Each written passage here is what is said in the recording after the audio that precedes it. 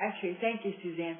I think that Suzanne's kind of gone over, as people have gone on, all of the little etiquette things we usually cover. Like, as you have questions, it's great if you can enter them in the chat or in the questions box so that we can see what questions are on your mind as we go. And then we'll stop when the presentation stops and go to the questions that are there so far.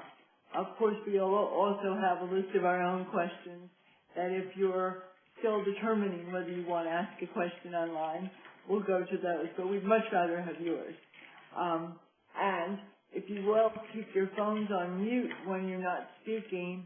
That will help us all to hear. And please, at all costs, do not put us on hold while you're on the call, because we will all hear whatever your hold message is for your organization, and it's definitely difficult to concentrate on the seminar when that's happening. So with that in mind, my name is Susan Haleman, and I'm the training director at Campaign Consultation, and I am welcoming all of you. I'm glad you could all come. Many more people will probably get on as we go, but we will get started timely. I'm delighted to have this panel of folks with us today. They're just super folks, and if you've read the viewfinder, the VISTA viewfinder, you know something about them already, but hopefully today we'll learn a lot more. Before we get started, I'm going to open a poll at the bottom of your screen, and that is a good opportunity for, 1 second please.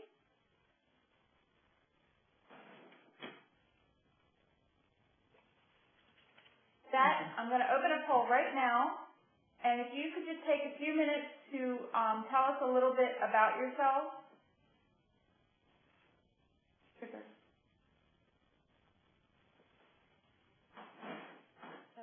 All right, 1 second.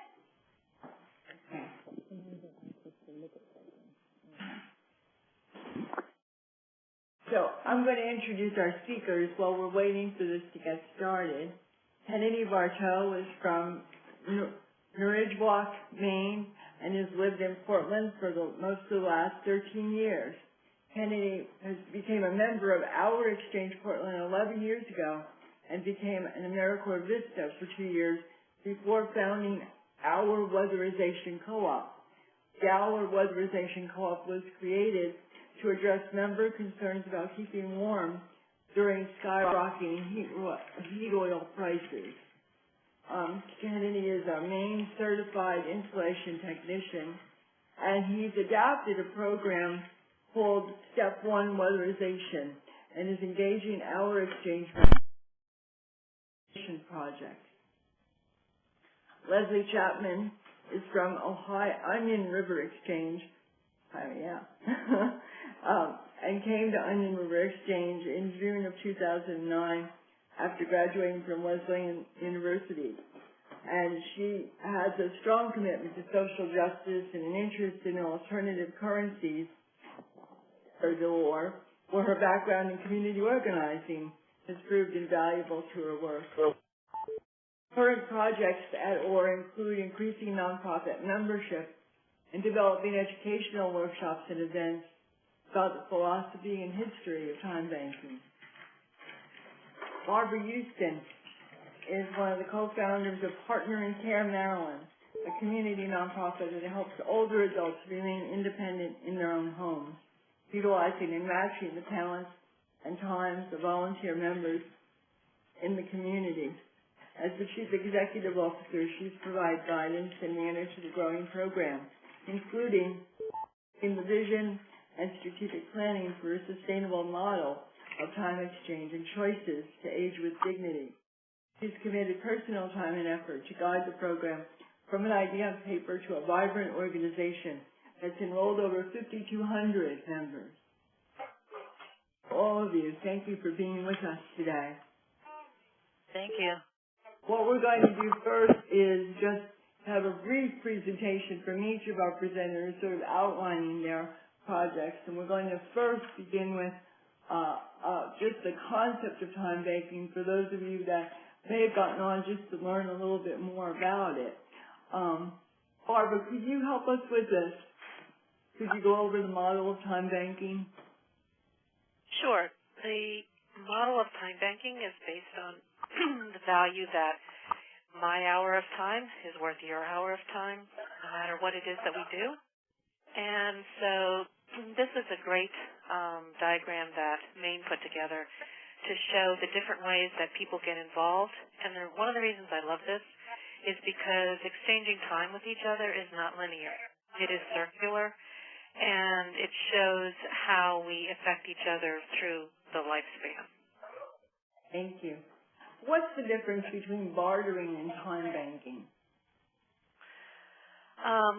Bartering is what I would call linear. So that means that if I do something for you, I know it has a certain value, and I'm expecting you to come back with something of similar value, even though it may not be the same item or service, back to me.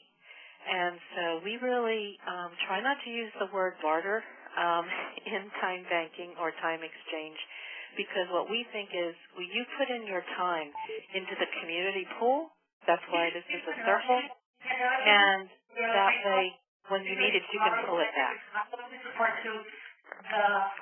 Somebody is not on mute and there's a lot of background noise. Could you all check your phones and make sure that you're on mute, and that's *6. Thank you. I'm sorry, Barbara. I was just saying that instead of bartering, time exchange is about putting into the community bank, the community pool, and so that what you pull out would not be linear. You may do a service for someone, but the person who does the service for you would come from a very different angle. Thank you. Kennedy, can you talk a little bit about Portland Hour Exchange? It's a big organization. It's got lots of specialty hours.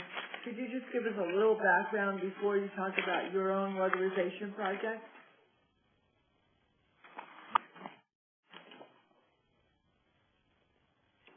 I think we might have lost Kennedy. Okay. While he gets on, I think we'll ask Leslie to start. Would you mind, Leslie? Hello? Have we got Kennedy? Okay. We've got, yes. Wow. Okay. Okay. So our exchange Portland started out with about 30 people in an experiment in Portland, Maine, about 13 years ago. Richard Rockefeller was at that experiment and took large interest in what it had to offer the community, and helped it grow its legs, if you will. And at this point we have about 600 members, and we offer many different services. Some of the larger services that are accessed are access to the arts, healthcare, transportation, those kinds of things. We have an office here with about 4 staff and 7 VISTA. And some of the VISTAs are focused on certain programs that we have, and actually all of them are. And we really started out with very, very basic word-of-mouth communication about who we were and how to get involved. And as time has gone by, it still serves us as the number one way for us to be found, I guess. Thank you. Now, let's hear a little bit about your weatherization project, because that really is spectacular.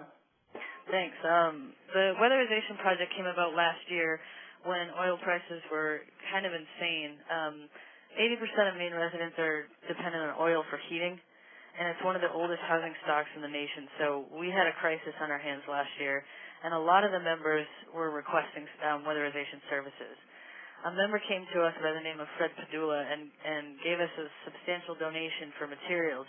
And what we asked him is if we could use that as seed money to create a cooperative that would not only go through that one season, but perhaps perform weatherization that would sustain for more than just that season. So he agreed with that idea and loved it, and we have a lot of members that are interested in doing the work. So how it works is if any member wants their home weatherized, we organize a group of what we call green team members. So it's any member who's interested in either has the skills or would like to learn about the trade and come out on a Saturday or a Friday and work on someone's house. So they earn $10 doing it, and they also get to learn a lot about a very interesting trade in the building science and insulation science. So the step one project that we have adopted is all for time dollars.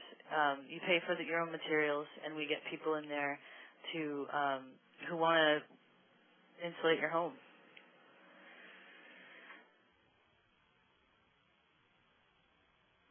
And what about the benefits? How is that paid off for your community, Kennedy? Well, there's quite a few things that people gain from it. There's obviously reducing your the money that you're spending to heat your house is a huge concern up here in Maine. And a lot of our, I would say 80%, if not more, of our membership is really concerned about environmental issues. And it also benefits people by saying, you know, this is something you can do. Come out and learn something. You don't have to have a degree in it or whatnot. You just need to have the want to come out. So it benefits members because it gives them a project they can be working on every week if they choose to. So they can earn $10 and spend them wherever they see, wherever they need them. What does this have to do with volunteerism? Thank you. That's great. Leslie, tell us a bit about how Onion River Exchange works. How many exchanges take place in a month?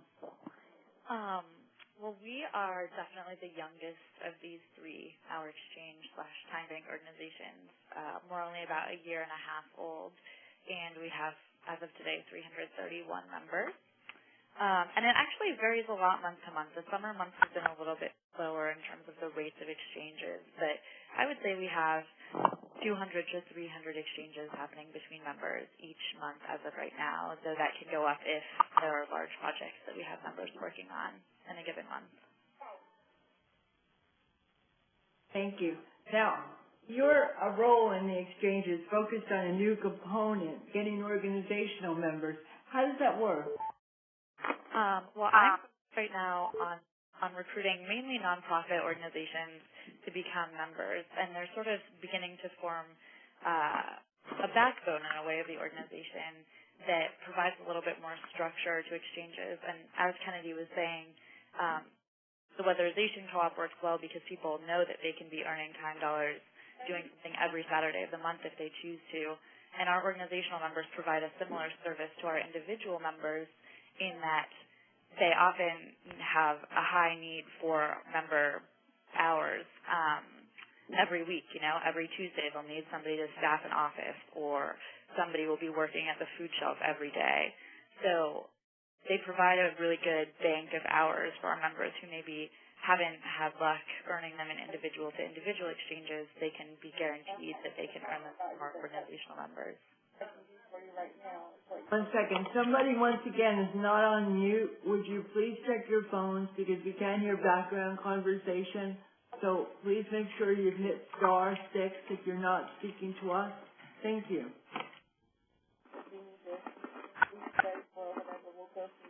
I'm still hearing somebody. Please check your phone and hit *6 if you're speaking. Thank you. All right. Leslie, I apologize. No problem.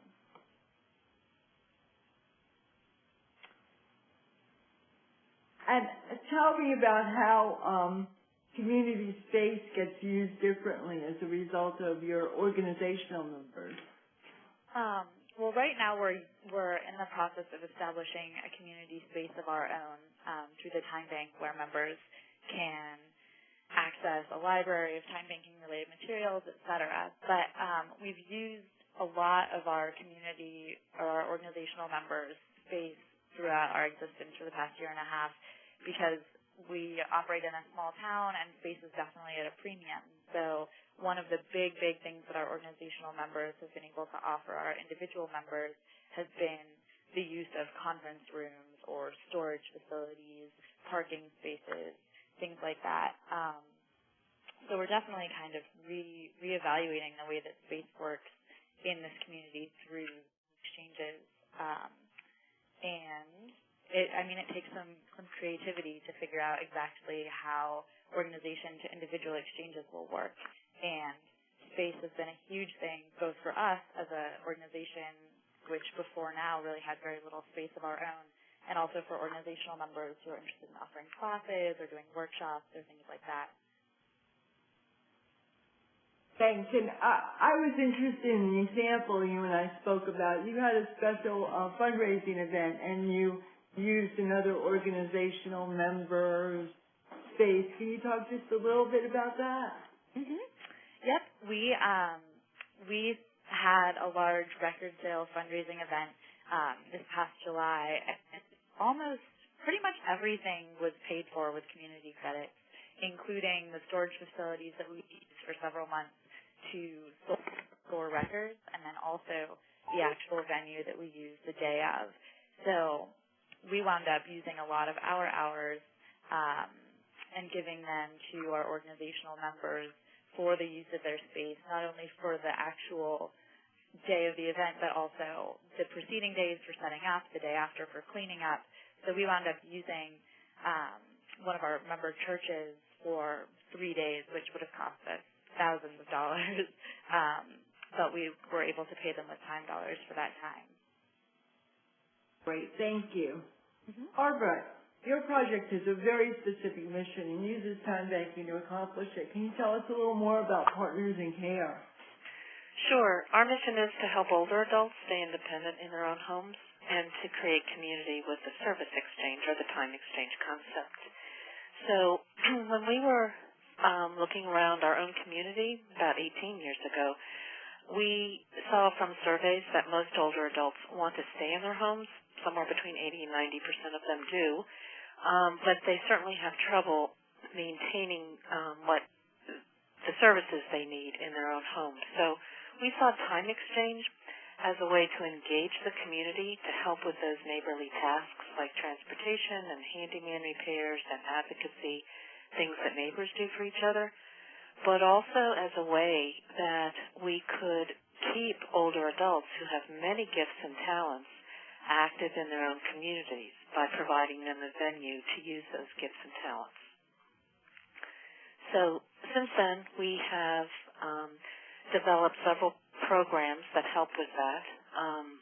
Our Ride Partners is our transportation program. We have Repairs with Care, which is our handyman program. And that way, and we have moved into various locales so that we can try and test out the theory that you can actually use time exchange across a geographic area. For example, in Maryland, where the site started in Anne Arundel County, but there you may have relatives that live an hour or an hour and a half away from you, and rather than having to take time off from work to help that relative get to the doctor or to do grocery shopping, you could actually volunteer your time when you want to in your own community and grow your own community network and transfer those hours to your relative who lives at a distance, which gives them the incentive to get involved in the program in their own community and find, again, their own neighbors who can help them out.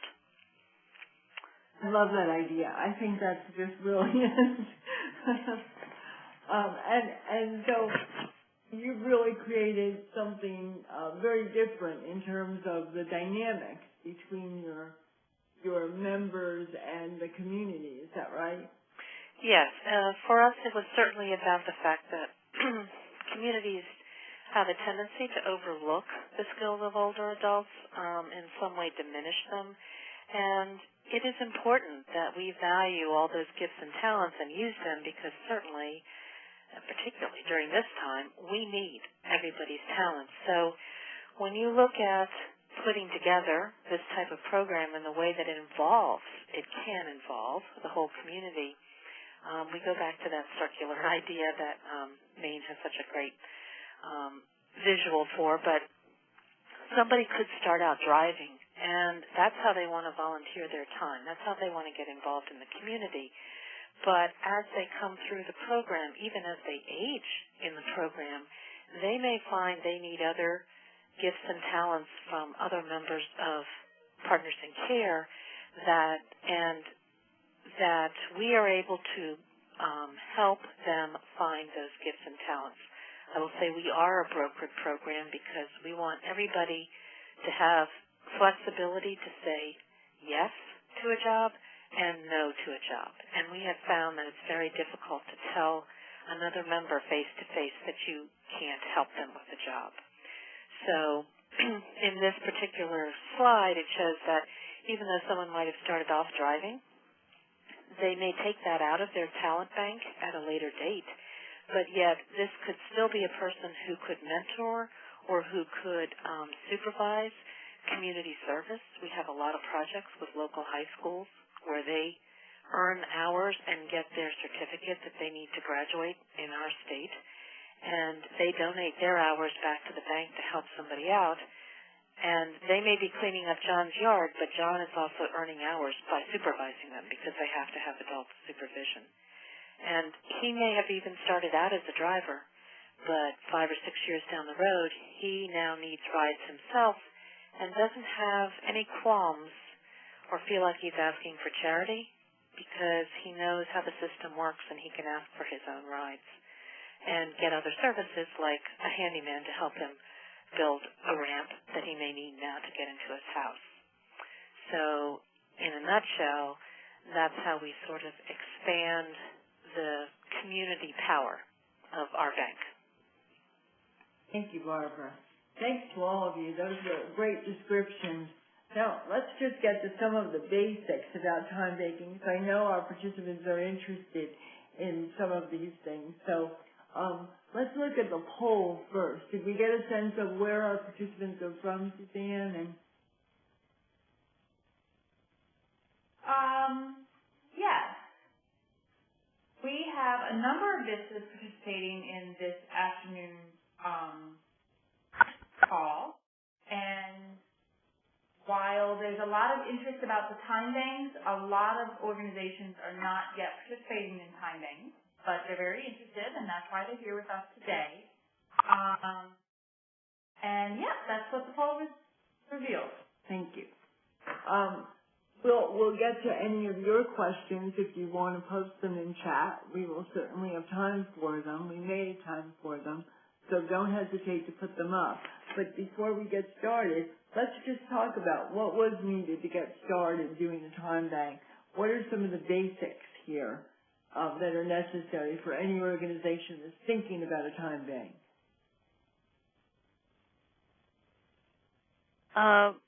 This is Kennedy.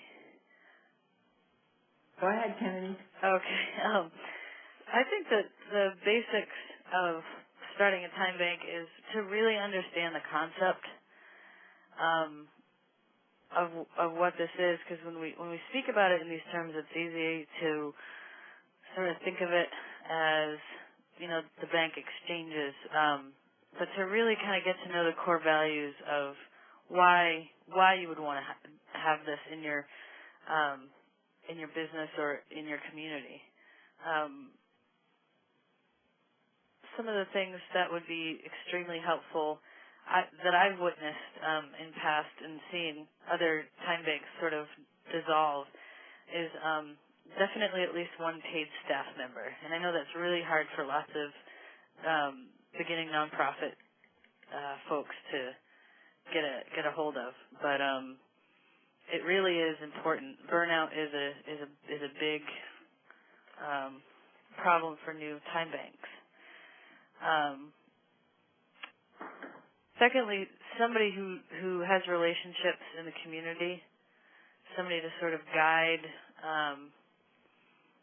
the time bank to people who also love the idea. So to sort of spread the word about the idea and sort of get people who are really interested in it to commit to helping this grow. It can't be done by one person. It shouldn't be done by one person.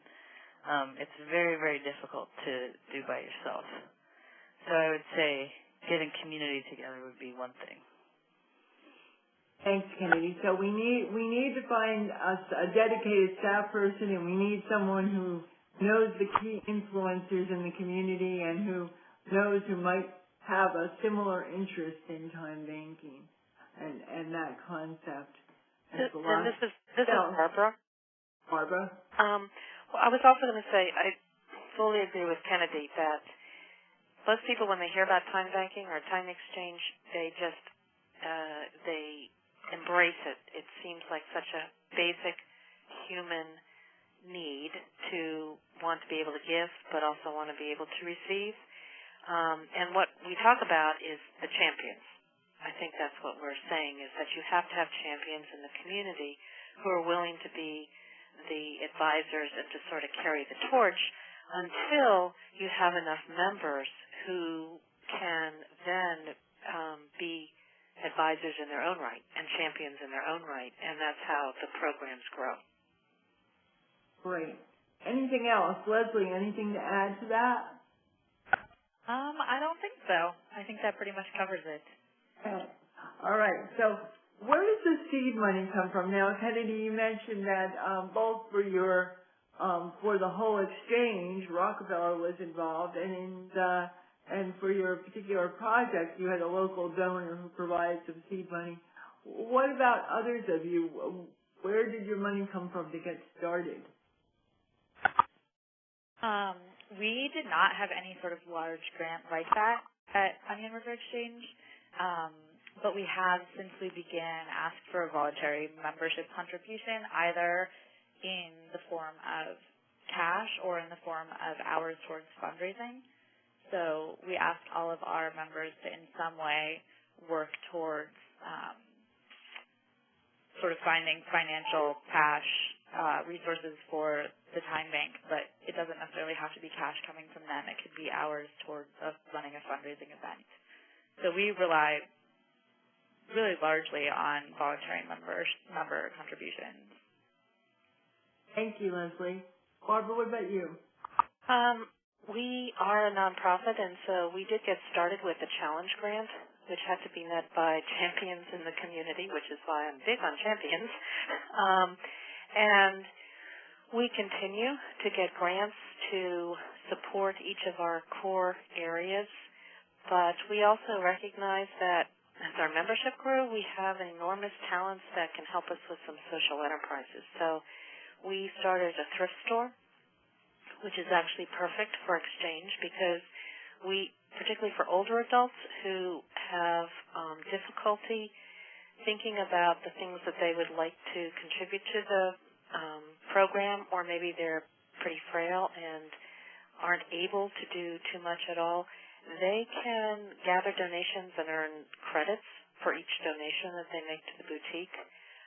Also, our boutique, our thrift store, is staffed by many of our members who no longer are active in the community. Our average age there is 75.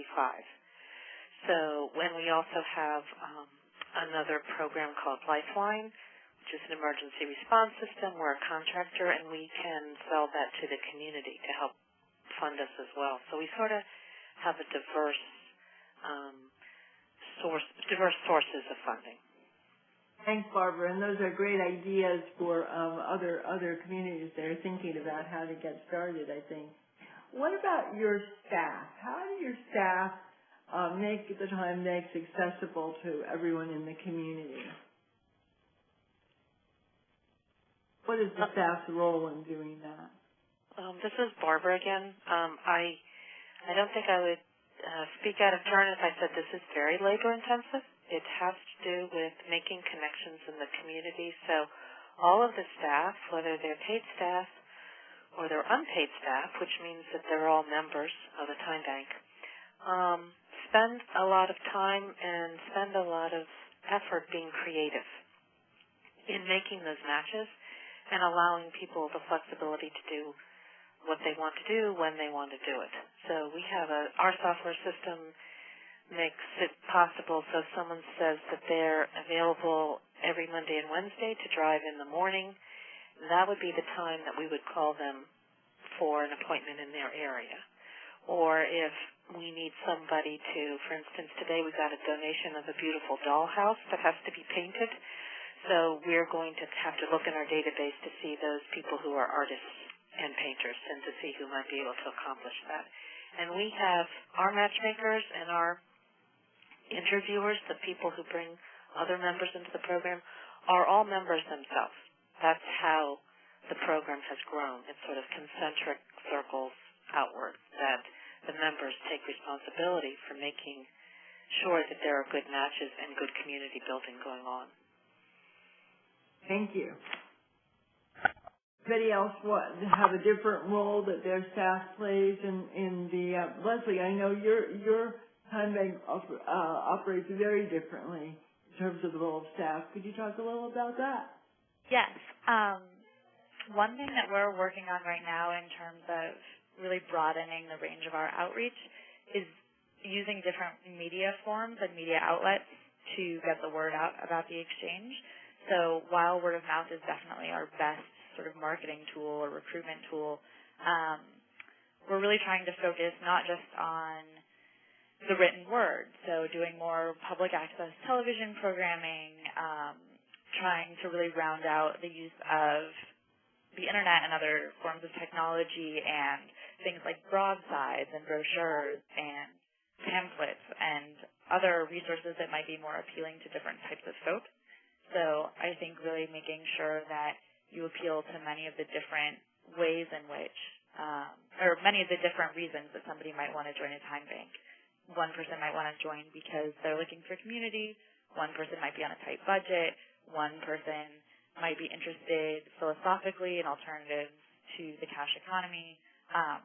So really trying to focus on all different aspects of time banking as opposed to just one has been a big push for us recently. Thank you. What are some of the barriers or challenges? I know Kennedy mentioned earlier burnout. Not having dedicated staff was definitely an issue at the beginning. What other issues are barriers for time banks when they get started? Let's see, challenges. Definitely burnout rates are high for people who are sort of alone in starting a time bank. Money is definitely a challenge, getting grants for the work that you're doing. If it's a rural area and it doesn't really have like a town center or things like that, that's also a challenge. And also noticing in rural areas folks not having internet access as well. So communication is definitely harder. Whereas in Portland here, we have, we're 2 blocks from anything, and buses and libraries that have internet access. So I would say that having rural time banks poses their own challenges. Another challenge I think I've heard a lot of times in new time banks is the rate of growth. So suddenly you'll have, you'll go from 80 to 400 within a year or within 2 years, and that can be really hard to adjust to and to grow with.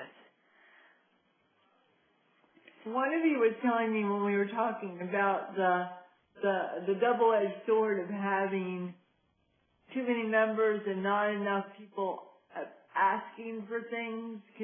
I don't remember which one of you mentioned that to me, but can you talk a little bit more about that?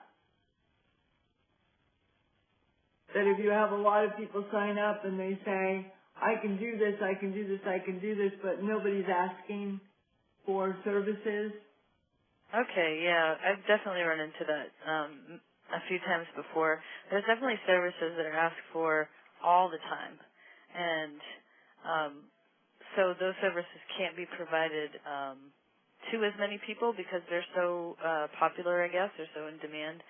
But there are sometimes where people say, well, nobody's calling me, what do I do about this? And So at that point, that's when staff is there for support, and we'll talk to that person about how they can maybe change the things that they offer for services, or advertise the fact that they offer those services, either in a newsletter or our weekly email that we have that goes out to all of our members. So just kind of being creative in that way and saying, what can we do to help you earn time dollars and still do something that's really enjoyable? What about, now I've heard a number of you talk about transportation and repairing people's houses. All of those things have a certain liability to them. How do you handle liability issues? This is Barbara again, and we talk about just again because we're a nonprofit and we need to have a risk management strategy, but we sort of have layers of that, and we feel like the first piece of that comes with the fact that we interview every member, and so they get to know the program, we get to know them, and there's a certain trust that begins to be built. On top of that, we do have all sorts of process. As I talked about our matchmaking, because that's a feedback loop. People who call in for help can give feedback on the last person that helped them out. Likewise, someone who's offering a service can give feedback about the person they did it for, so that we can make sure that the matches are good and that there's no potential problems. And then the third piece, which I think every single organization that I've ever talked to asks about, is insurance. And of course, you do need insurance, volunteer insurance, and there's several companies out there that are happy to provide that to you. Thank you, Barbara. Are there questions from the audience? You haven't written any up, but if you have them and you want to unmute your phone and just ask them, we will accept that too. So to unmute, you'd hit #6. Anybody with questions? No questions? Hello? Yes. I was just trying to type this, but that was really good feedback on the liability. I love the feedback idea. I'm Linda Settenbens. I'm the person who's not a VISTA, but trying to build a neighborhood, micro-local exchange of household services, or, fixing houses and such. And so I have a little bit more specific liability question that maybe Kennedy can best answer, I don't know, about injuries and what do you do about liability for that? That's funny. You should say that. We just had our first injury ever in our 13-year history this week. And how it's dealt with is we do have volunteer insurance, so if anybody gets hurt on the job, doing a service for someone, they're covered by our insurance, if they don't have any, especially. So I guess beyond that, is there any more specific I could be? I feel like there might be something more specific. So I guess I'm working with, it's a very diverse neighborhood, and I had sort of considered the idea of just somehow legally absolving, our exchange of all, financial responsibility for injuries whatsoever. I'm toying with that idea, and I'm wondering if that seems like a good one or not.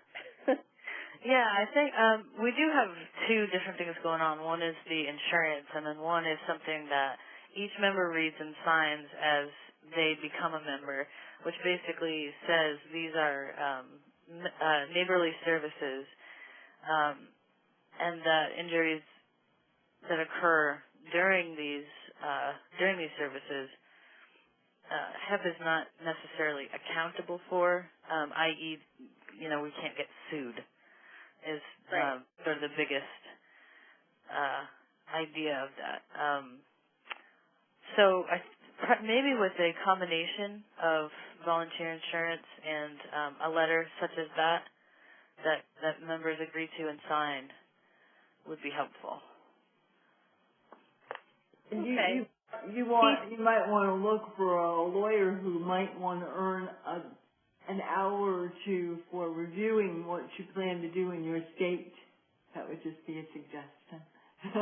Yeah, that's very, very good, yes. Yeah, that's a good idea. We did get a question from Christopher, and he asked, how do the time dollars earned exchange into cash for individuals to access and pay for food, health insurance, utilities?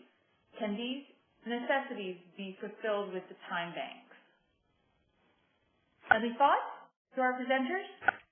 This is Barbara, and for sure, time dollars cannot be converted to cash. That would be a definite no-no against the IRS code, which there is a ruling that you can get on Time Banks USA site about the fact that time dollars or time exchange is not barter and is not earned income. Now, what I have seen in some programs, first of all, what Kennedy does certainly helps lower fuel costs, and so that's helpful to the member. But other time banks, particularly one in St. Louis, have a shop where members can turn in one credit for one item. And the item can be a gallon of milk, or it could be a tube of toothpaste. There is no equation of money for that credit. It is one credit is worth one unit of something else. That's interesting, Barbara. And then, Kennedy, there was something else you were telling me about, and I keep going back to Kennedy, both because his time bank has so many diverse opportunities. But you were telling me that they were trying to send up a clinic where medical staff would accept time dollars for services. Is that accurate?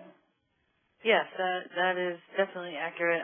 That's our newest healthcare initiative that True North, who's been a member since the beginning, has set up on their own for time dollars. They were really freaked out about healthcare in this country, and they decided to make a clinic that is just for time dollars, and it works just like any other exchange.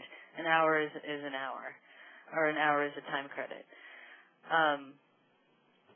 People have been able to access health care in Portland since the beginning as individual exchanges. There hasn't been a said clinic. Or you could go to places like True North, which offers traditional Eastern and Western medicines combined.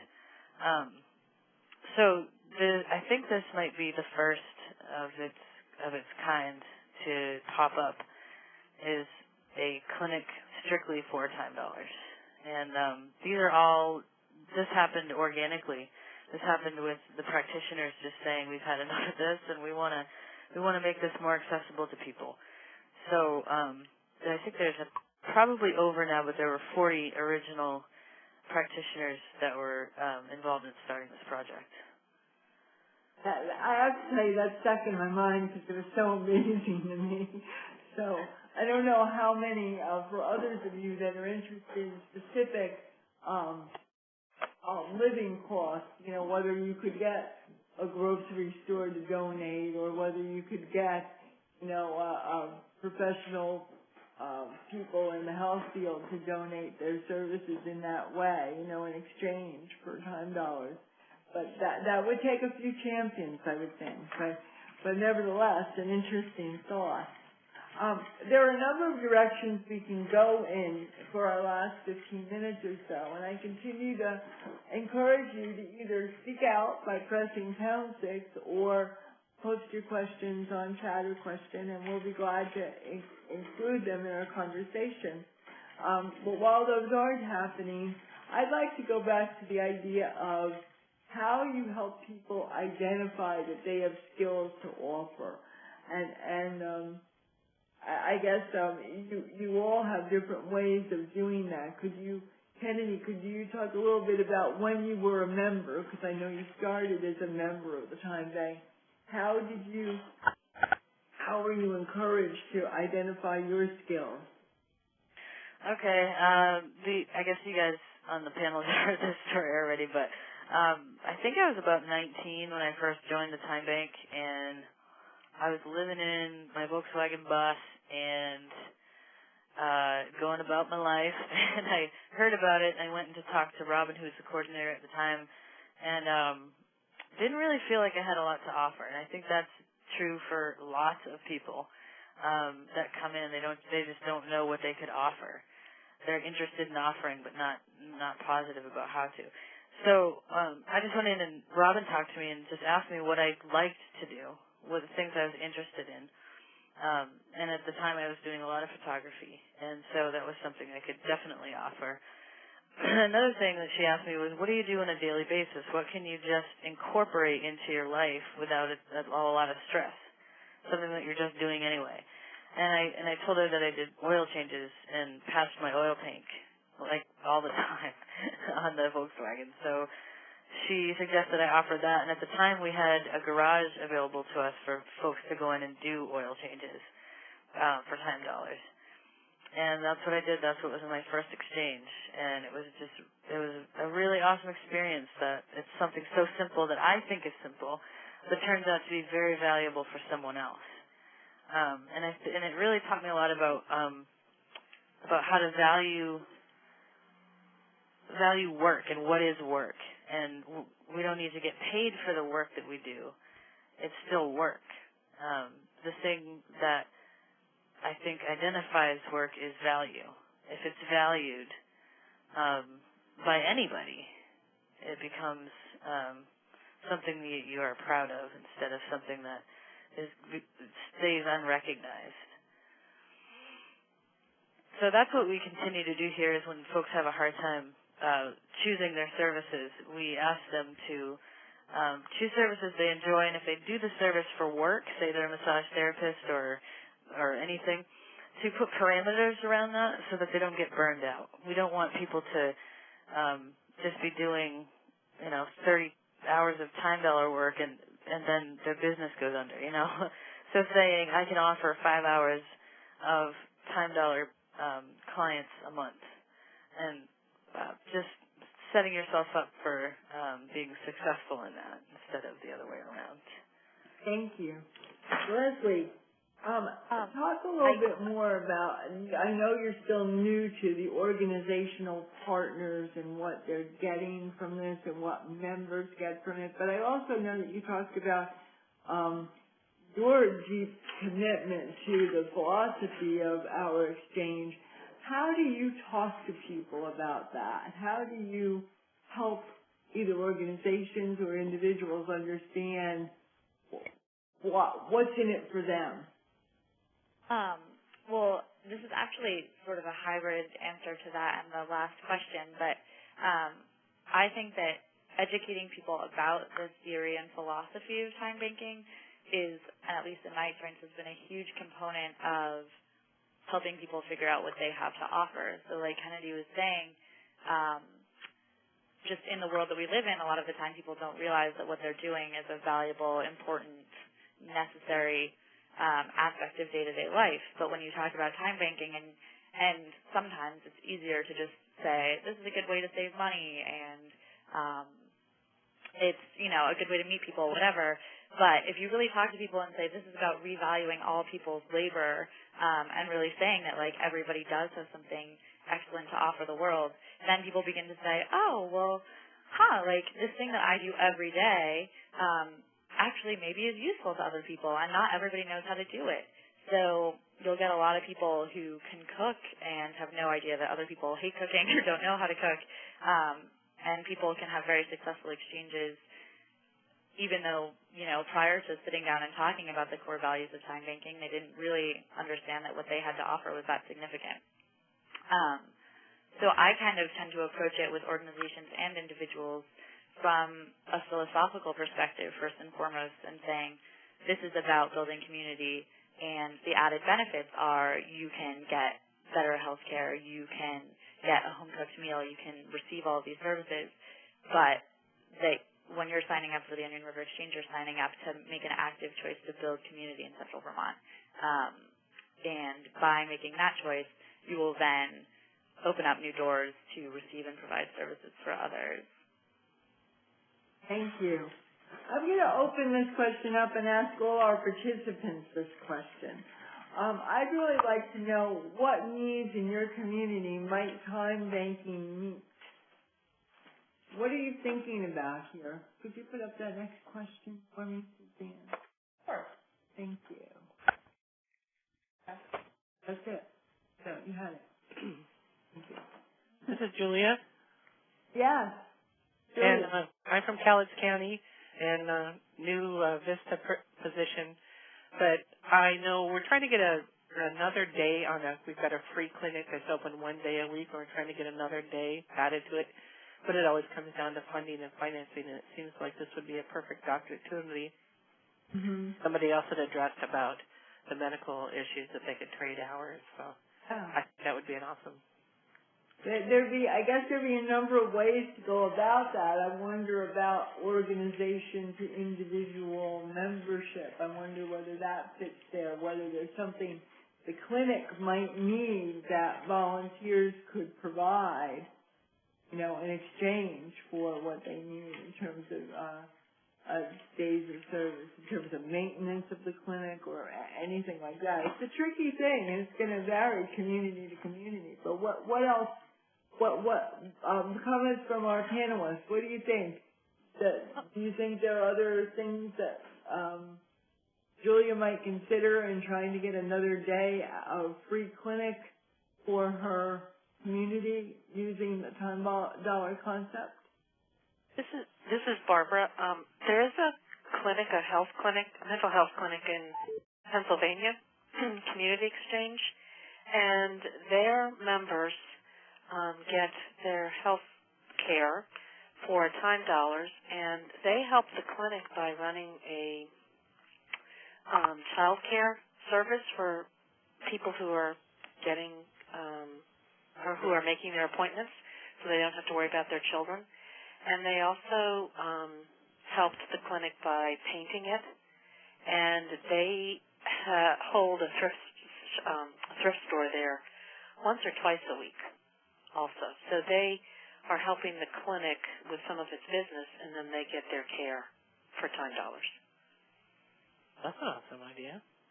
That's a really interesting idea. Anybody else? Any other thoughts about this? Participants, panelists? Any other thoughts about what needs in your community you might try to get time banking to meet? One thing that we're working on right now within the Onion River Exchange community is putting people in touch who provide services that are maybe more solitary. So I'm in the process of starting just a craft circle for our members who offer crafts through the exchange, because I was thinking that it could potentially be isolating for people to be working on those exchanges individually, unlike people who are, doing yard work and they're seeing other people as they're exchanging. If someone is knitting a sweater, they aren't necessarily going to be interacting with their fellow exchanger. So just putting together a space in which people are able to really still have that social contact through the exchange, even if what they're doing isn't necessarily a social activity inherently. Leslie, thank you. That's a really important point that, part of your time bank mission is to create community, and you want it to be created for everyone, not just for the people that gather together naturally to do a particular group activity or something. And that's really an interesting variation on the theme. So your people get together to do crafts if they want to, so that they have that socialization. What about others of you? How do you see lasting community being built by these exchanges? I've definitely seen throughout the years here at Portland at our exchange, people create lifelong relationships and friendships with the folks that they meet through our exchange. It's definitely way more social than I had originally thought it to be. That's a huge benefit to me, just to know your next door neighbor or somebody that lives in your neighborhood that is a member. You know, it's just a nice thing to know that there are people. It's maybe security. I don't really like that word so much for this, but just feeling that there are other people that are like-minded as far as being a helpful member of the community, somebody who would help you if you needed it. And I absolutely agree. I think that's the common theme in all of the time banks, that it is about the community, it is about the friendship and being a good neighbor. For us, likewise, we work hard that our program is called Warm Houses, and that is somebody could earn a credit by opening their house and having a small gathering of people that they might not have known, and they would come together to talk about, again, since we're doing older adults, but they might come together to talk about how to get rid of junk mail, or how to make sure that they're not giving away their private information to people who don't need it, and have a little bit of educational and social component to it, but everybody's earning time dollars or using time dollars, depending on whether they brought the tea and cookies, or they're just participating in the program, or they're opening their doors. Thank you. That's another great concept, another way to think about the community being created. We're just about going to wrap up now. I want to remind you that you can get many of the resources that we talked about in terms of the PowerPoint presentation reviews and the background articles that we talked about on the VISTA campus. And we also encourage you to participate in a continuing discussion on this. Some of you indicated before the e-seminar that you were interested in brainstorming, starting the conversation. And if this hasn't been quite enough for you, or your interest is particular to one area and not the rest, you might get on to the VISTA forum and start to talk about what interests you. There are additional resources on the websites of all three of these organizations, and we will add those to the VISTA campus so you can get to those. And our presenters will be available to talk to you on the forum if you have particular questions that didn't get answered today. So please do go on the forum. Or if for some reason that's difficult for you, please contact us, and we will contact the presenter for you to get an answer to your particular question. Our next seminar is going to be on October 22nd, and it's on cultural heritage tourism. Those communities that are using the history of their community to attract tourists, to attract income, and more communities are doing this than you can imagine. The next issue of the VISTA Viewfinder will focus on that. That'll be out the first week in October, and we'll follow it up with an e-seminar on October 22nd. So we hope you'll join us for that as well. There is a poll at the end that we take as a way of evaluating how we're doing with you. So if you could take a minute or two and answer the polling questions and give us some feedback on this session. We would really appreciate that. Yep, and please remember when you're completing the poll that 5 is high and 1 is low, just so that we have accurate information. Yes, we hate getting those that say, we loved it, 1. Thank you so much for, and I think is the poll open? The poll is open. Okay, so please give us your feedback, and thank you so much to our presenters, to Barbara and Kennedy and Leslie. We so much appreciate you being part of this today. We could not do this without you, and we wish you continued good luck in your time exchanges, and we hope that you will continue to be part of this discussion with the visitors that are out there and that are interested in this topic. Thank you again, folks. Thanks for being interested in this. Yeah, thank you. Thank you for sharing something I've never heard about. It's awesome. Great.